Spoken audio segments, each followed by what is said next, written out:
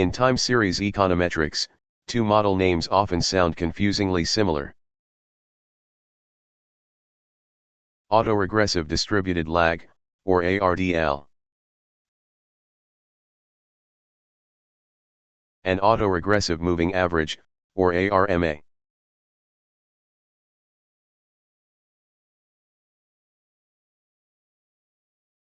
Although their names look alike, they serve very different purposes.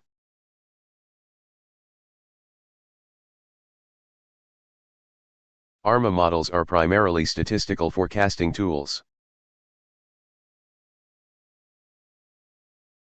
ARDL models are designed to estimate dynamic economic relationships. ARMA models explain how a variable depends on its own past values and current and past random shocks.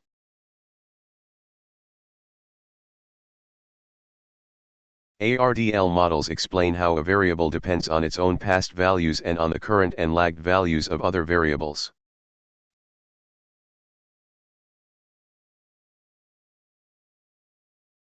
In short, ARMA focuses on one variable.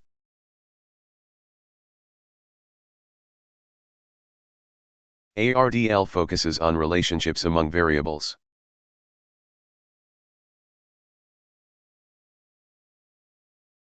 In simple terms, ARMA answers the question, how does a variable evolve based on its own internal dynamics? ARDL answers the question, how does one variable affect another over time? Let's first look at ARMA model in detail with examples. We start with the autoregressive model. In an autoregressive model, the current value depends on its own past values. For an autoregressive model of order 1, y sub t equals c plus phi times y sub t minus 1 plus epsilon sub t. If phi is positive, shocks persist over time. If phi is close to 1, the series is highly persistent. Next is the moving average model. Here, the current value depends on current and past shocks. The autoregressive term captures persistence. The moving average term captures the influence of current and the previous period's shock. For a moving average model of order 1, y sub t equals c plus epsilon sub t plus theta times epsilon sub t minus 1. This means that random disturbances can influence the series for more than one period. Combining autoregressive and moving average components gives us the ARMA model. For an ARMA 1-1 model, y sub t equals 2 plus 0.7 times y sub t minus 1 plus epsilon sub t plus 0.4 times epsilon sub t minus 1. The coefficient 0.7 captures persistence. The coefficient 0.4 captures the lingering effect of past shocks. ARMA models are widely used for forecasting exchange rates, stock returns, and many other time series. Now let us turn to the ARDL model. The general ARDL model can be written as follows. The current value of y depends on a constant term, several lagged values of y, current and lagged values of x, and a random error term. This model combines two important ideas. First, autoregression, which means y depends on its own past. Second, distributed lags, which means the effect of x is spread over several time periods.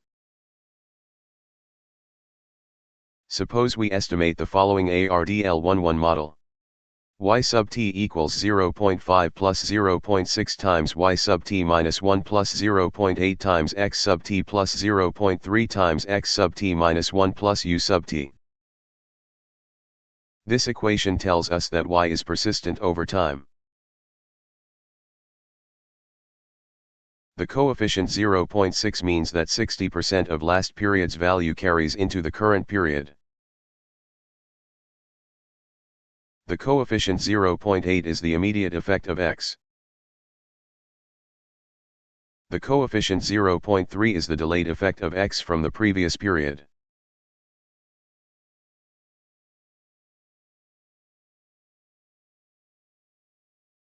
The total long-run effect of x is equal to the sum of the x coefficients divided by 1 minus the autoregressive coefficient.